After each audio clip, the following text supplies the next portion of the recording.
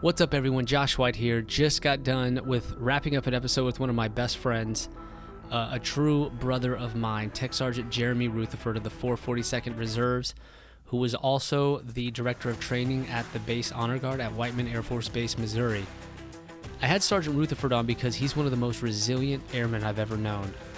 Not only has he gone through 2 brutal divorces, but he also lost his brother and best friend to suicide.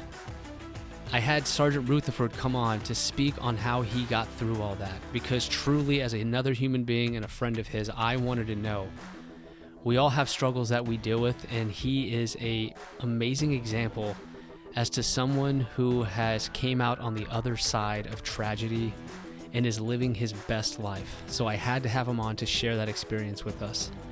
I will give a trigger warning to anyone who is affected by suicide and is not yet ready to hear someone else's journey. Please do not listen to this episode.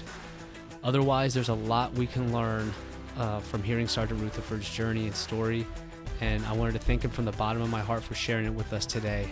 Without further ado, this is the hero's journey, TSgt Jeremy Rutherford. Let's get after it.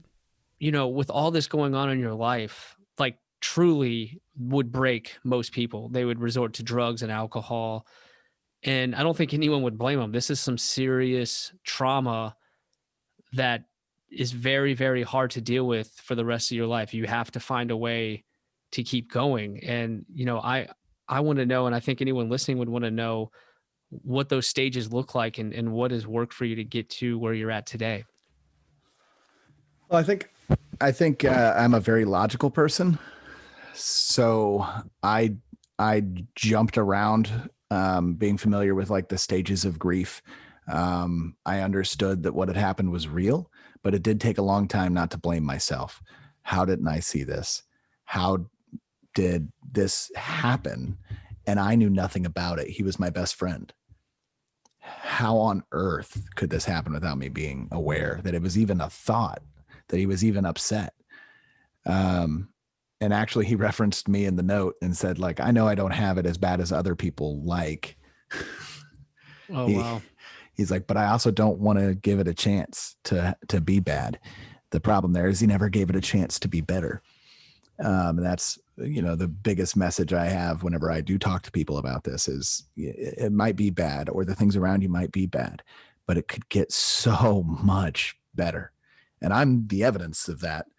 Now I've got my own house. I've got a beautiful wife. I've got my daughter here now. She's 10, and I am my own definition of success. And I got there through, there was a little bit of trying to ignore it at the beginning. And it would hit in waves, the anguish, during the first few months, especially. It almost always felt like you would see him, you know, ready to walk in through the door. You'd wake up and expect to go out in the living room and he'd be there playing a video game or, you know, whatever.